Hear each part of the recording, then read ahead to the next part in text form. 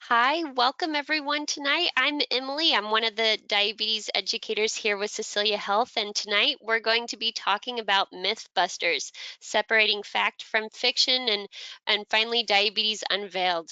And so tonight, our one of our diabetes educators, Liz, will be presenting. But before we get started, you will see here at the bottom there is a phone number if you're having any issues. It's 1-800-263-6317 if you're having issues. But thank you again, everyone, for joining us tonight with our Cecilia Health Diabetes webinar. And you'll see here tonight, this is meant to be an interactive program. So off on your toolbar, you should see a questions tab on your toolbar, and you can feel free at any point, type in a question if you want Liz to expand on a certain topic that she talked about, or if you have a question, please enter those in, and at the end, she will go through the questions together as a group.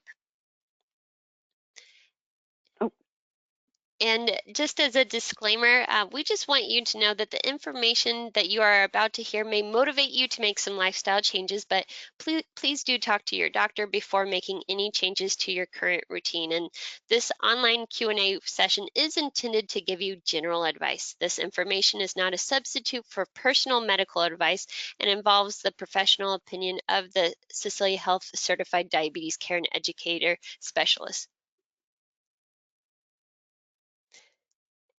And tonight, oh, next slide, please, Liz. Yeah, it's not advancing. Oh, it's not. Okay. What about with the arrows at the bottom? Hang on. I Yeah. think I figured it out. All right. Maybe. There we go. Okay. Well, there is Liz Jimes. She is one of our registered dietitians and a certified diabetes care and education specialist for the past 30 years. Her passion is empowering individuals with diabetes and related conditions to live full, healthy lives. She is an avid gardener and enjoys reading and crafting and following college basketball as well. She lives in Northern Illinois, and Liz enjoys having her college-age sons home for the summer and being an empty nester with her husband for the rest of the year. So thank you everyone again for joining us, and Liz, I'll let you take it away. Thank you. Okay. Thanks, Emily. Welcome, everyone. As Emily said, my name is Liz, and I will be your presenter this evening for this webinar about diabetes myths. We are going to talk about some common diabetes myths. All of our slides say myth or truth. I'm going to tell you up front, they're all myths, okay? Or common beliefs based on misinformation. Then we're going to talk about how to spot misinformation or a myth in terms of when you're looking at for information yourself and trying to evaluate what you should do with some information. And then, as Emily said, we're going to have a question and answer session. Please, as you are listening to the webinar, if you have a question, go ahead and type it into the question box or jot it down, and you can type it in at the end of our conversation. And as always, please talk with your healthcare provider before making any changes to your diabetes treatment.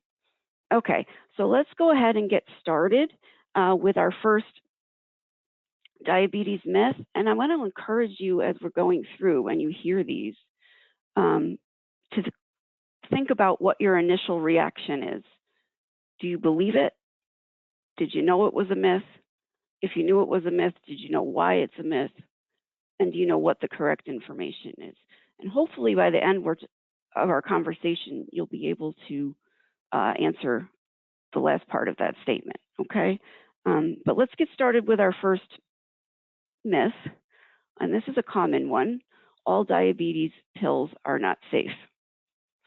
Do you think that's true? I've told you it's a myth, but it's an easy one to believe, especially if you watch television and hear all the advertising with all the side effects that get listed for medications, okay?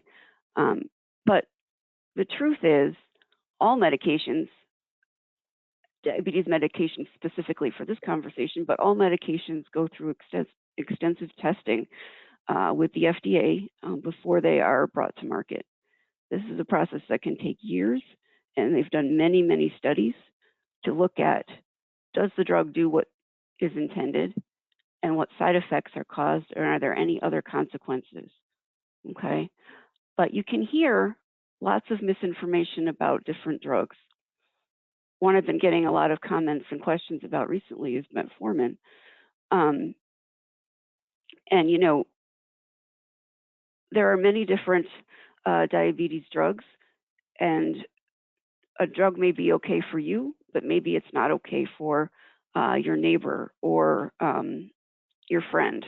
Okay, diabetes is everywhere. Everybody knows somebody who has diabetes.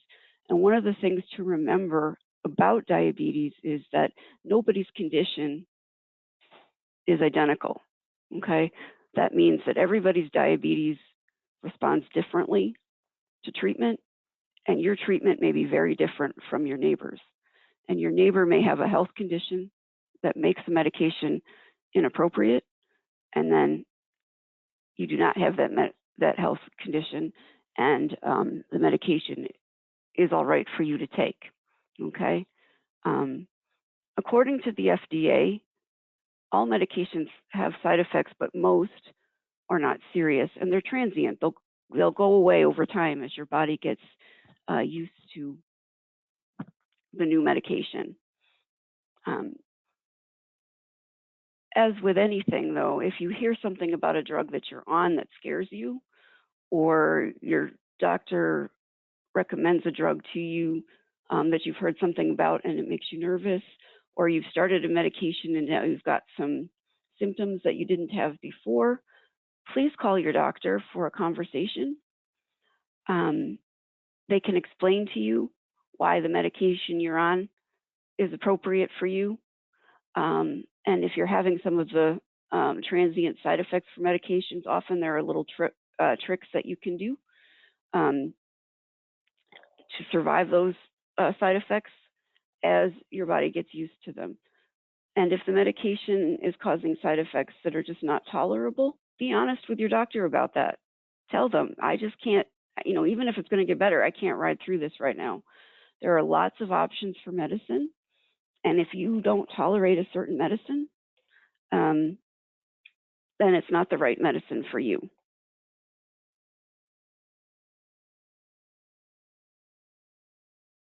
Okay. This one is huge. And I think of all of them, it may do the most damage in terms of people's diabetes control and their outlook on their diabetes management. There is this belief that if you have to take medication for diabetes, that you've somehow failed at your self-management, okay? That is completely untrue. Diabetes changes over time. Your body produces less insulin. Your pancreas is the organ that produces insulin. Insulin is a hormone, and its job is to help the sugar that's in your blood get into your cells where it can be used for energy or stored until it's needed. The longer you have diabetes, the more likely it is you're going to need medication to help manage your diabetes. What worked for you last year may not work for you this year. Okay, and people get stuck. And I think that's where the damage occurs. They get stuck and they just get caught in this rut where they're just going to eat better or they're just going to be active. And they stay with poor diabetes management for a long time. Or maybe they're trying really, really hard and they're just frustrated and they have terrible diabetes distress as a result of believing this. Okay. And it's not true. If you need medicine, and it's likely that you will at some point if you have diabetes a long time, it's just the next phase of your diabetes care. So let's look for a minute at what happens in type 2 diabetes. This graph has 3 lines on it. The middle one reflects insulin production, and we've talked a little bit about that, about how that declines the longer that you have diabetes. The upper one is insulin resistance. This is a term that gets thrown around a lot, I think. And I want to make sure that you all know what insulin resistance means, because it's a big piece of what's going on in your type 2 diabetes. Okay, what insulin resistance is, it just means that your body's cells are not responding efficiently or effectively to the insulin that is available. Okay, so you may end up with more sugar in the blood because the insulin that's there is just not working effectively.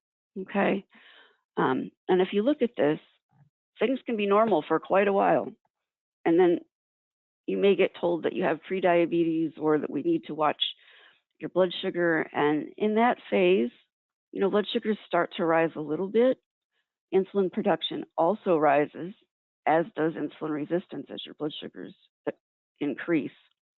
Okay, important to notice that the pancreas makes more insulin initially to try and control your blood sugars. Your body wants you to be healthy, and it makes all kinds of adjustments to try to make that happen.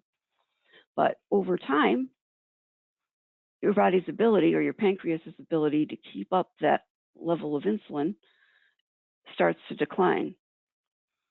Insulin resistance may stay stable, it may continue to increase, but you're going to start to see a larger increase in blood sugar as we go along. And I want to tell you that over time, you may end up needing to be on multiple medications. It's a question I get sometimes: is I've been on a diabetes medication, why do I need another one? And it's because they all affect your blood sugar positively, but in a different way. All the different classes of medication affect your blood sugar by doing something that helps to improve it. You may be on one that keeps your fasting sugar normal, so that you start the day at a good blood sugar. And if you start at a good blood sugar, it's easier to control what happens to your blood sugar in response to the things you do, your eating and activity during the day. That one may be combined with a medication that reduces insulin resistance, or makes your body produce more insulin, or makes the insulin that's available work better.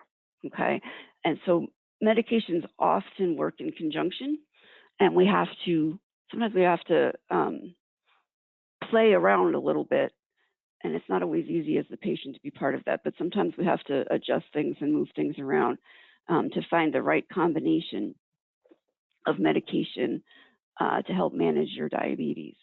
Okay, and as I said at the beginning of this, if you're having problems with the medication that you're on, or you have questions or concerns, ask your doctor, ask your diabetes care team, ask your Cecilia health coach. That's the kind of thing that we can deal with during our coaching calls fairly easily. We can't tell you whether to adjust your medicine or not, but we can tell you, talk with you about what's going on, what the side effects are, and we may be able to help you if you're experiencing some in terms of tolerating them a little bit better. Okay, so our next myth, when I first saw this one, I thought, I've been doing this a long time, and I'm not sure that anybody's ever said this one to me. But then I realized that they had, just not with these words. Okay, diabetes medications will cause you to go blind. That is absolutely untrue. Diabetes medications help you to manage your blood sugar, and managing blood sugar is the number one thing that you can do to keep the consequences of diabetes at bay. Okay, diabetes, uncontrolled blood sugar, certainly can affect your vision. And I think maybe where this myth comes from is that for some reason, somebody's diabetes has been uncontrolled for a long period of time. Either maybe they went undiagnosed, or maybe they, for whatever reason, haven't been keeping up with their diabetes care. Maybe they're stuck in that situation that we were just talking about, trying to control it with lifestyle only when medication was needed. And so they start the medication, their blood sugar gets better. The doctor says we need to monitor some things to make sure you're not getting complications of diabetes. Diabetes can affect your vision, can affect your nerves and circulation, can affect your kidneys, increase your risk of heart disease. Okay, and because of that, there's certain things that need to be monitored periodically to make sure that you're staying healthy. You go to the eye doctor and they do a dilated eye exam, and the doctor says, oh, you've got some vessel damage. High blood sugar can cause the vessels in the back of your eyes to leak, and over time that can affect your vision. And the reason you might not know is that situation can be occurring without much impact on your vision until that impact is serious. So I think this myth comes from the idea that, I didn't realize I was having vision problems before I went on medication, and now I'm on medication and I've got these vision issues. It's not the medication that's causing the vision issues, it's the period of time with elevated blood sugars that caused the issue. Okay. Our next one, these first bunch are all about medications. Our next one is a common desire as much as belief, I think. I can stop taking my medication when my blood sugar is normal. Sometimes people get motivated to get their diabetes in better control, or maybe they were just diagnosed and they're real motivated to improve the situation with their blood sugar management, and they're exercising and they're eating right and they take their medicine, and then all of a sudden their blood sugars look really good. And you think, I got this, I can do this. I'm eating well, I'm exercising, my blood sugars look great. Why do I need my medicine? Okay. This one is absolutely a myth.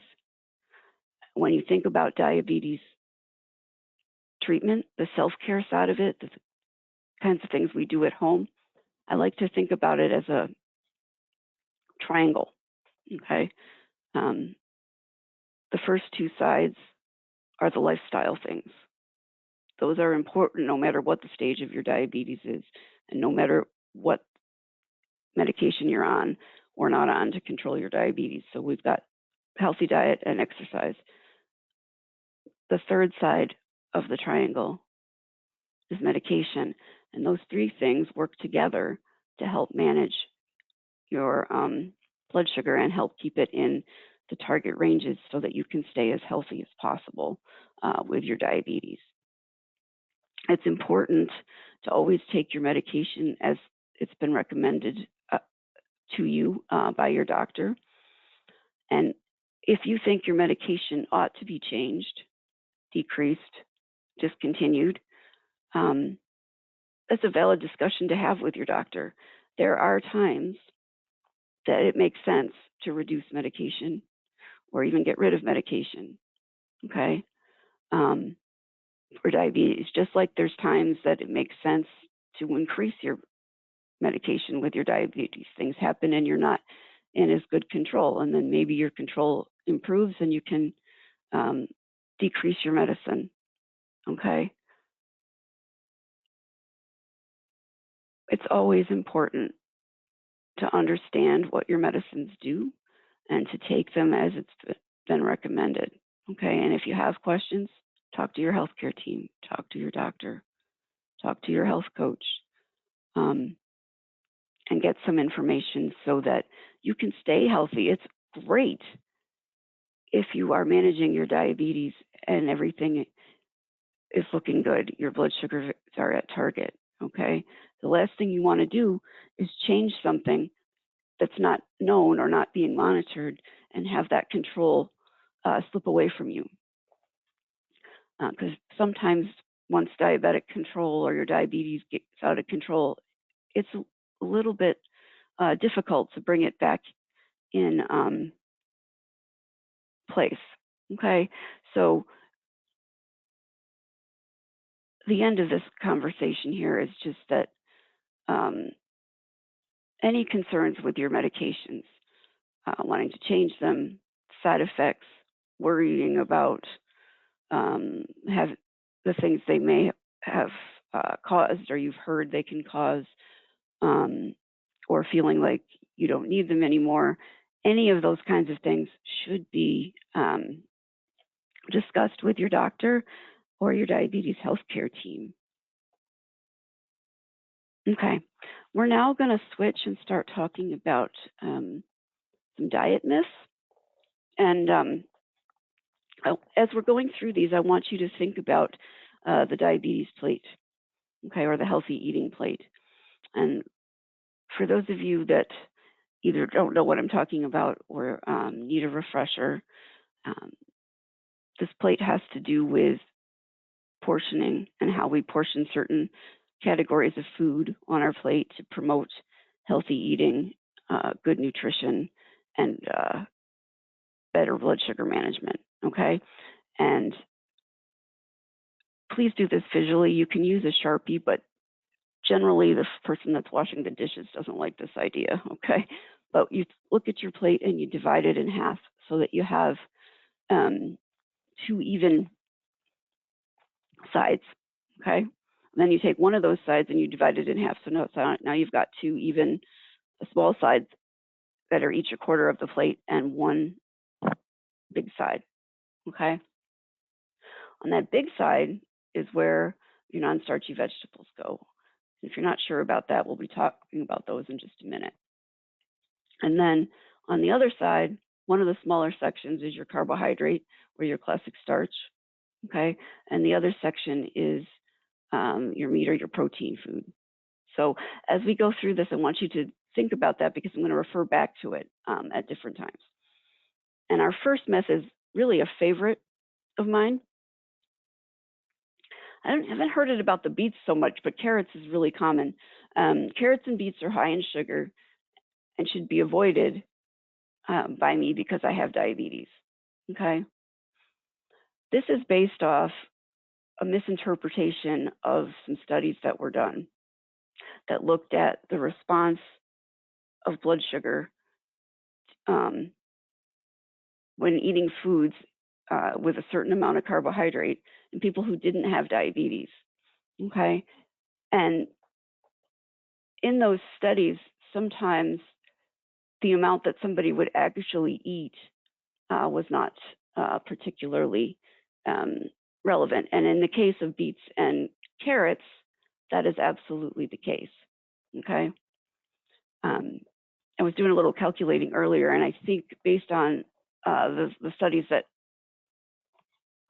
involved the least amount of carbohydrate in order to get the result that they got, you would have to eat 45 to 50 baby carrots and 4 to 5 cups of beets. I don't know too many people that do that. I can't say I've never heard of that, but I don't know too many people that do that. It's just not the typical way that we eat, okay? So both carrots and beets are good for us. They contain carbohydrates, okay, but they don't contain very much. This time of year, I hear an awful lot about farmers markets and gardens that people have, and people are eating healthfully. It's easier to do it maybe in the summer, okay, and so they're eating lots of lettuce, and maybe they're growing carrots, and they're eating broccoli and cauliflower and tomatoes and zucchini and cucumbers and yellow squash and green beans, on and on. all of those vegetables are what we call non-starchy vegetables, and they have a very small amount of carbohydrate in the servings that we would generally eat, okay? And they go on that larger section of your plate, okay? Very good for us, not a lot of calories. One of the things to think about when you're considering healthy eating is how much work your gut has to do to digest the food and get the nutrition out of that food, because the more work that your gut has to do, the better it is for your health and the better it is for your diabetes control. Okay. If you are consuming simple carbohydrates that get into your blood supply quickly, your blood sugar is going to spike pretty quickly. Where if you are eating carbohydrates that come from fruits and vegetables, it's not going to happen as quickly, just because your body's got to work a little bit to get that sugar separated from the structure of the food. Okay. Now there are certain vegetables that have a larger percentage of carbohydrates, and we call these the starchy vegetables. And in my plate example, they would go in that order that is containing your carbohydrate part of this meal. Okay. And those starchy vegetables, the serving tends to be a half a cup. Okay. And it's things like corn, green peas, potatoes, dried beans, lentils, gourd squash. So not the yellow squash and the zucchini squash that we eat a lot of in the summer, but the ones that we tend to get to in the fall: pumpkin, butternut, acorn, spaghetti squash. Okay. All very good for you. They just have a little more carbohydrate. They're a little denser in carbohydrate or starch than other vegetables. And so we don't put those on the big section of our plate. We put them in one of the smaller sections. Okay. And when I talk about that and talk about the gardening, I always think of this gentleman that I had, and he had a big garden and he was eating all kinds of fresh vegetables. Okay. He said, I don't understand. I'm eating all kinds of fresh vegetables. I'm growing all these things. And he's listing all them off. He says, and for some reason, my blood sugars aren't as good as they were. And I said, well, tell me about your eating. And he says, well, I'm growing all these vegetables, but I'm also growing corn. And I said, okay, well, tell me how much corn you're eating. And he said, well, we have a lot of it, and I really like sweet corn. So I'm generally eating 4 ears of sweet corn with my dinner every night. Okay. Well, a half an ear of sweet corn would be considered 1 serving of corn. Okay. Or 15 grams of carbohydrate. You can eat a whole ear. You'd have 2 servings of carbohydrate. That's all right. Okay. But 4 ears, especially in combination with meals that probably have other foods that contain carbohydrates, because most foods do, 4 ears is 8 servings of carbohydrate. And so that's just too much. And so even though it's good for you, the portion is important. Okay. There's really 2 pieces of diabetes, blood sugar control, and eating. Okay. One is, how many carbohydrates am I eating at any given time? Okay. Because it's going to be the quantity that impacts what your blood sugar does in terms of the response. Okay. But the other is, what's the quality of those carbohydrates? Are they digested quickly, or are they digested more slowly because they have more structure and they're coming from whole foods? That's going to cause your blood sugar maybe not to spike as high, but the portions are still important. And, eating whole foods is more important for the nutrition side of things and keeping you healthy. But the portions are always going to be important. Okay, so if you like beets and carrots, you can eat them, and you can eat a fair amount of them. You can put them on that big side of your plate. Okay. This one's another one that I hear a lot. Sometimes people say they can't eat fruit at all. Sometimes they say they can't eat any fruit, but they can eat berries or something to that nature. But you have diabetes, so you shouldn't eat fruit because it contains too much sugar. Okay. Well, I'm going to say that people with diabetes should eat fruit. Okay. It's incredibly healthy.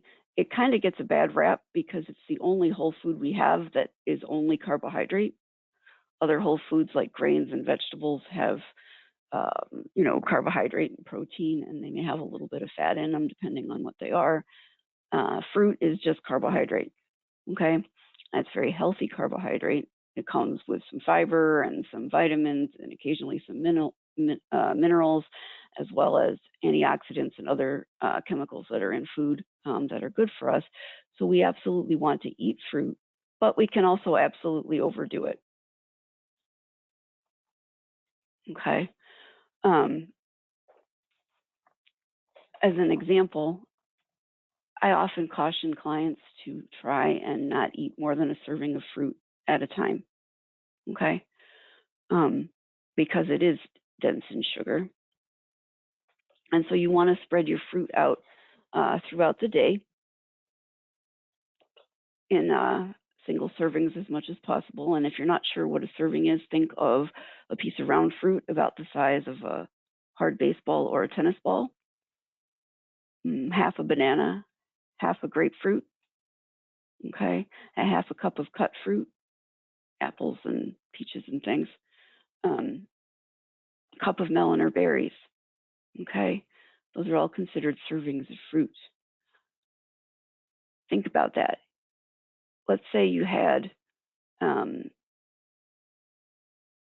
big fruit salad, a big bowl of fruit salad, or maybe it's summer and you really like watermelon, and over the course of an hour you eat half a watermelon. Okay,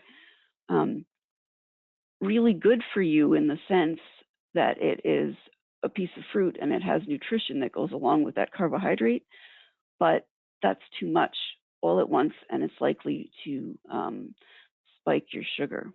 Okay, so portions are always going to be an important piece of blood sugar management, and fruit is a prime example of where portions can be an issue.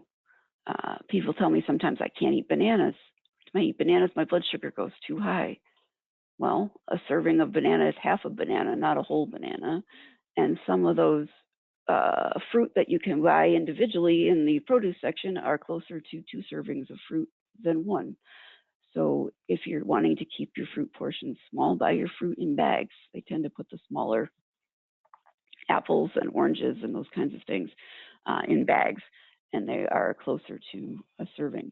Another thing you can do is if you eat fruit as a snack, pair it with something, some protein. An example would be half a banana with some peanut butter, or a small apple with some cheese. Okay, that's going to sort of modulate what your blood sugar does. It won't spike as high. It's also going to keep you more satiated. So you'll be less hungry and be able to go further between your meals. Okay. Our last diet myth is people with diabetes should only eat diabetic food. As with all the others, this one is untrue. I think, I don't know that food is actually labeled as diabetic food anymore. There used to be big sections of it, like there is for gluten-free and other things in the store. But things are certainly marked as sugar-free or no sugar added. Okay. And those foods can be used to help manage blood sugar, but they're not always necessary. Okay. There's nothing about having diabetes that says that you can't have a piece of cake for your birthday, or bake some cookies for your grandchildren and have a cookie and a cup of coffee while they have some cookies and milk. Okay. And what is important when you have diabetes is to recognize what that might do to your blood sugar and to have strategies to counteract that, which we will talk about in just a second. But sometimes I think diabetic food actually, or food that's made with non-nutritive sweeteners, gives people a false sense of security because they don't necessarily understand what it means. Okay. It's not uncommon for someone to say to me, I had a bowl of ice cream uh, every night this week for dinner or for dessert or after dinner. And but it's okay. It didn't have any carbs in it. It was sugar free. Okay. Or they might say the same thing about cookies. Okay. Um, it's important to realize, and you can figure this out by looking at the label. It's important to realize that foods that haven't had sugar added to them, if the base food contains carbohydrate, so in the case of ice cream, it would be milk. In the case of cookies, it's most likely flour. Okay. They haven't removed those carbohydrates. So the natural carbohydrates are still there. What they didn't do was they didn't add sugar to sweeten the product. Okay, it's either unsweetened, like in the case of applesauce, okay, or it's been sweetened with a non-nutritive sweetener. And I think sometimes when somebody might have a small bowl of regular ice cream, okay, recognizing that it is going to be difficult for their body to manage the additional carbohydrate. Sometimes if they have sugar-free ice cream, they get this sense that they can have some more. Or, if you made your cookies and we're having cookies with your grandchildren, you might have one or two, where if you have a box of sugar-free cookies, you might inadvertently increase the serving size and have more carbohydrates than you thought. And the way to figure that out is to look at the back of the label. The front might say sugar-free, it might say no added sugar, but you look at the back of the label, you're always going to look at the serving size because the numbers on the label relate to that. And then you're going to go down to the bold category that says total carbohydrate. And if there's a number there in grams, there is carbohydrate in that food, no matter what the front of the label says. Okay. Underneath that total carbohydrate is going to tell you a little bit about it. All right. So it might say, or it will say, total sugar. Okay, total sugar includes added sugar and natural sugar. And then underneath the total sugar, most labels these days say added sugar. Okay, that's going to be 0 in a case where something is labeled as sugar-free or no sugar added.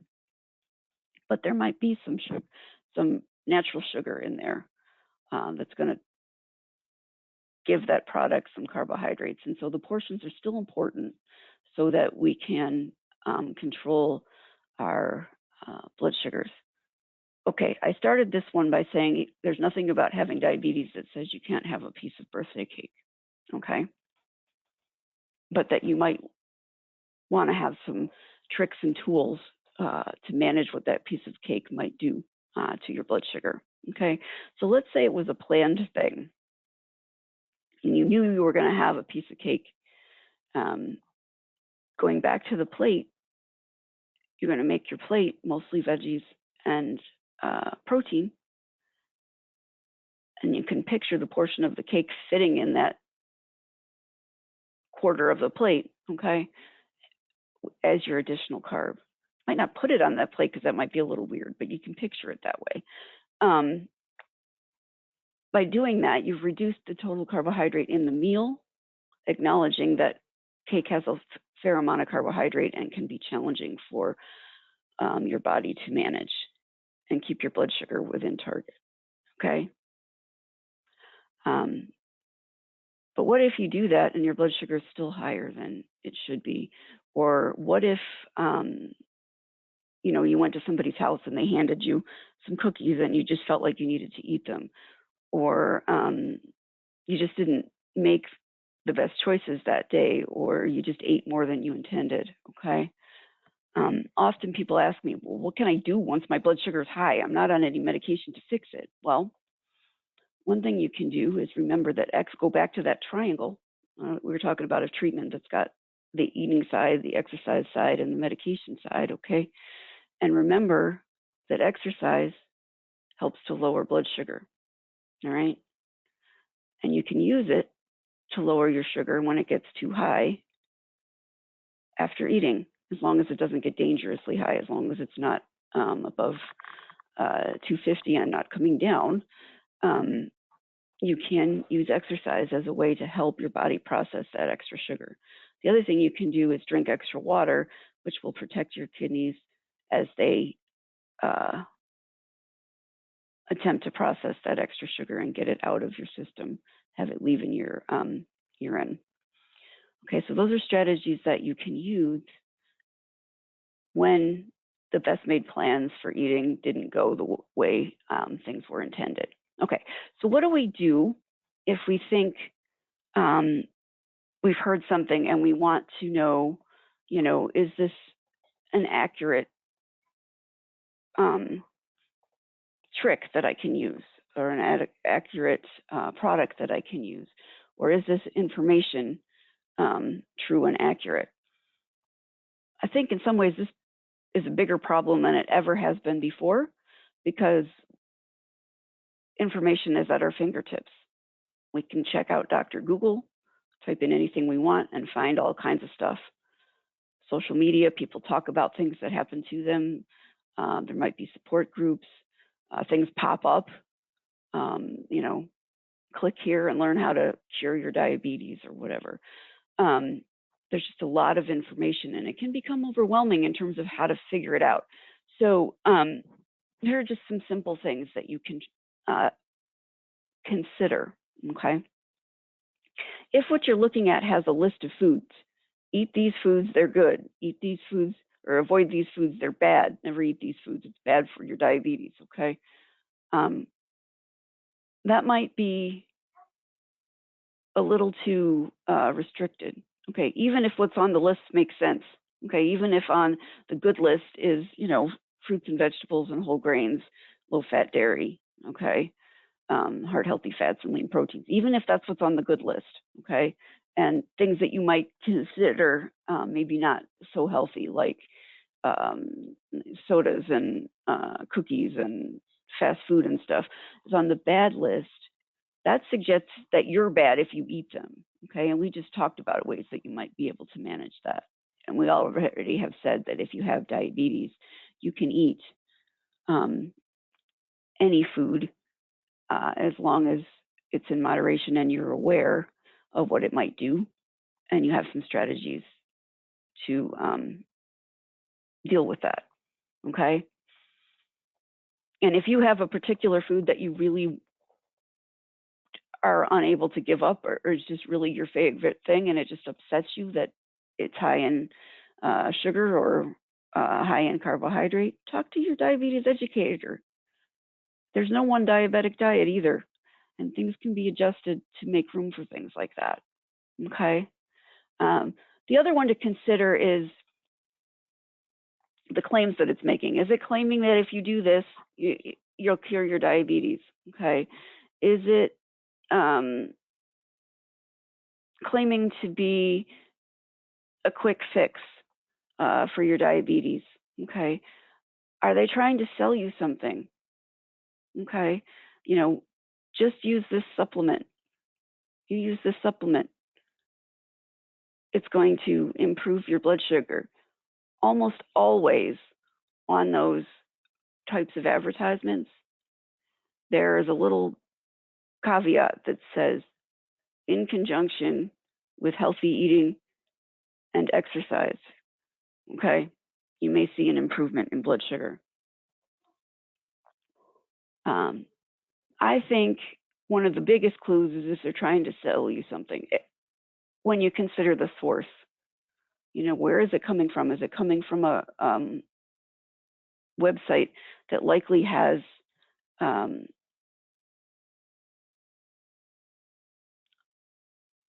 good information, okay? Information that's considered accurate because it's been studied extensively, okay? If you want to find information about diabetes, the American Diabetes Association is a great website.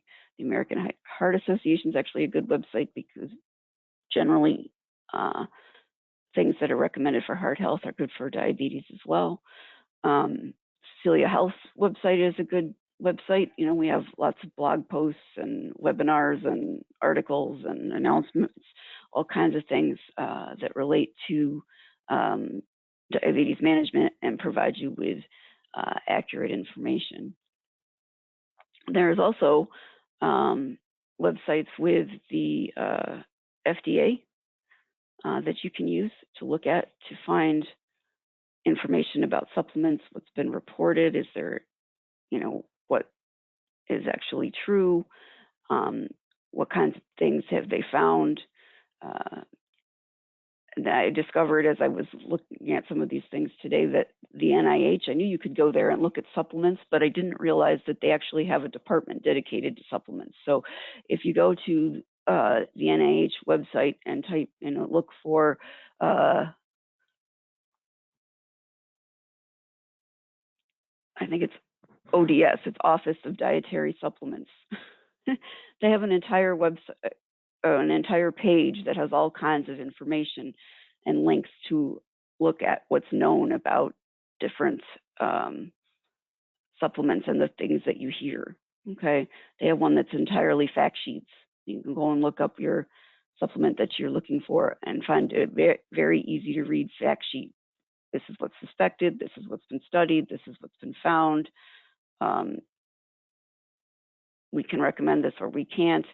And always discuss with your doctor, because even supplements that are considered natural can have side effects. They can interact with medications. You always want to let your doctor know if you're taking something. Okay. So that's just some quick information on how to identify whether what you're looking at is appropriate and a good source of information.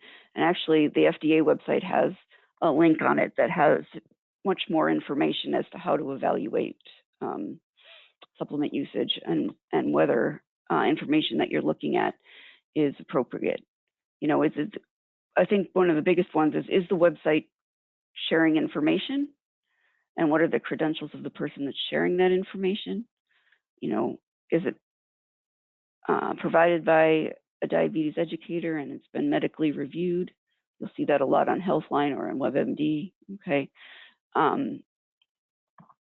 And is it providing information, and does it provide both sides of the story? If it's talking about, adjusting your diet, this is what was seen on the positive side, this is what was seen maybe on the negative side, or maybe there's not quite enough evidence to recommend such and such a change, okay? Or are they providing only the positive information and trying to sell you something? Okay, you may be able to tell from what I've just said that this is sort of a pet peeve of mine, okay, in terms of what I've seen it do to clients' budgets specifically. But it's another way that people delay actually getting their diabetes in control, and that frustrates me. Okay.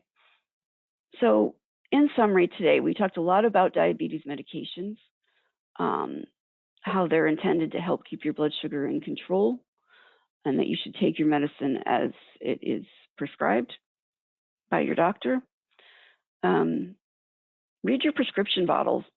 I can't tell you how many times I've asked a patient to read the prescription bottle, and they look at it and realize there were more instructions as to how to take that medication than they ever picked up on, okay? And if you have a concern, talk to your doctor before you change something. If you have diabetes, all foods are able for you to eat. One of the things that also frustrates me is that healthy eating is basically healthy eating, okay? Everybody should be eating the way a person with diabetes is encouraged to eat, or it's recommended that they eat. And unfortunately, because of the availability of easy, maybe not so healthy food choices, the person with diabetes feels like eating healthy is a punishment, or somehow, they're not able to eat like everybody else. Okay. And as I said before, if you have any questions or concerns about anything, just use your doctor, talk to your doctor, talk to your diabetes care and education specialist, talk to your Cecilia health coach, get more information, get yourself educated, be your own advocate. That's a big one. If you have concerns, speak up, okay? Doctors don't intend to not address your needs. They don't always know what they are. So it's important to speak up, even if you're not sure what the question is that you're asking. Just say, I have this concern. Can you help me to understand why you've recommended this medication or why I'm seeing this situation with my diabetes? Okay. I want to thank you all for, I always call it a conversation. It's a little one-sided, but for listening to this webinar. And I hope that you have picked up some tips and some clarifications on some things that maybe you thought were true. And now you know what the actual story is. And we have some time here for questions. I don't see at this moment any questions in the question box, but if anybody has a question, please go ahead and enter it there, and I'll be glad to answer it for you.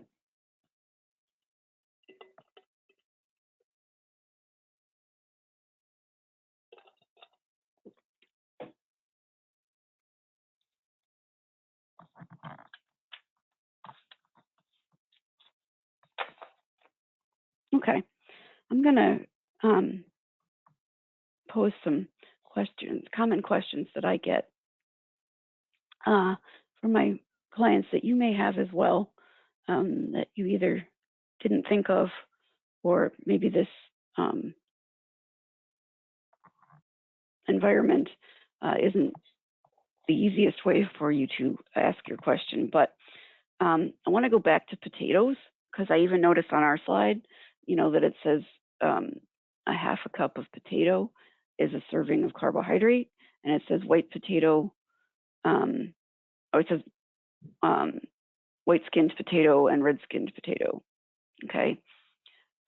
A common food myth that I hear all the time is, well, I only eat sweet potatoes. They don't have carbohydrates in them. They're good for me, okay? I was told they're good for me. Well, they are good for you, okay? All natural potatoes are good for you, but sweet potatoes have carbohydrates just like every other potato, okay? The important piece of that is how much potato are we eating? A serving of a baked potato is a 3-ounce potato.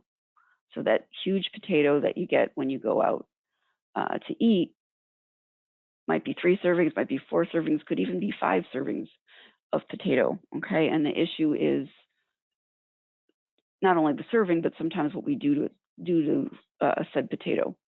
How do we prepare it or serve it is the challenge, okay? But all potatoes are healthy, and they have different nutrition based on the color of their skin and the color of their flesh, okay? Sweet potatoes got the rap as the healthy potato because they happen to be high in vitamin C and beta carotene, which your body uses to make vitamin A. But all potatoes have some nutrition. It just varies based on their particular makeup. Okay. Another one I get, and this kind of relates to the supplement conversation that we were having a minute ago, is people ask about different things that they've heard that are going to improve their blood sugar. Common ones right now are apple cider vinegar, and cinnamon, lemon juice is another one that I've heard. And they ask, does it make sense to buy the cinnamon supplement? Or does it make sense to get a big thing of apple cider vinegar and start drinking some? I think the general recommendation is 2 to 4 ounces is what I've heard of apple cider vinegar. Or does lemon juice somehow improve blood sugar? And there is some evidence, okay, for all of those things in terms of how they might improve your blood sugar. But it's not real consistent. And it's really hard to figure out how much of those things you need to see that impact. Okay. And it's not just apple cider vinegar, it's all vinegar. So what I tend to recommend to people is if you like those things, include them in your daily meal planning. Okay. Make salad dressing out of lemon juice and vinegar and olive oil. Okay. And some fresh herbs. Put vinegar on your vegetables. Okay. When I lived in the South, people put vinegar on okra. I've seen people put vinegar on potatoes. I've seen lemon juice on vegetables. Asparagus is one that comes to mind. Use lemons in your tea. Use lemons in your water. If you have seafood of any kind, have fresh lemons with it and squirt the juice on your seafood. Okay.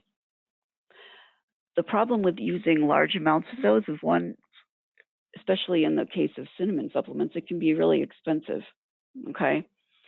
And cinnamon can actually interact with some diabetes medicines. So I think it's probably better to just use cinnamon in your cooking. Put it on your oatmeal, have it in your coffee, put it on your toast, use it in fruit salad and with yogurt and things like that. And drinking vinegar or lemon juice, if you've got any issues with acidic stomach, that's not going to sit very well for a very long time. You're going to get some heartburn. And the acidity, especially in the vinegar, is going to, if you expose your teeth to it enough, can erode your enamel. And so, I would rather use smaller amounts less frequently in my cooking and add some flavor to my food and possibly get a benefit to my blood sugar with that habit. Okay. So again, thank you very much for attending Cecilia Health's webinar about diabetes myths, separating fact from fiction. I've enjoyed presenting tonight. And again, if you have any questions based on tonight's presentation and you think of them later, ask your Cecilia Health coach, okay, about it. Any one of our coaches can address those things. Now I'm going to turn it back over to Emily to tell you a couple of things and we'll wrap things up. Yeah, well, thank you so much, Liz, for all of your insights and just kind of expanding on the topic in general in terms of myth versus fact. And hopefully it will bring up some good conversations next time you see your doctor or, like Liz said, with your Cecilia Health coach as well. Here in July, we're going to refocus again back on advanced diabetes nutrition. So please check that out. And then in August, we're going to focus back on blood sugars in general with it. So some good information again here coming up. As always, please check us out on our Facebook page, Cecilia Health on our website, or else just speak to your health coach and we'll be glad to work with you on that as well. But on behalf of Cecilia Health and Liz and myself, thank you all again for joining us here tonight and have a great rest of your evening. Take care. Bye-bye.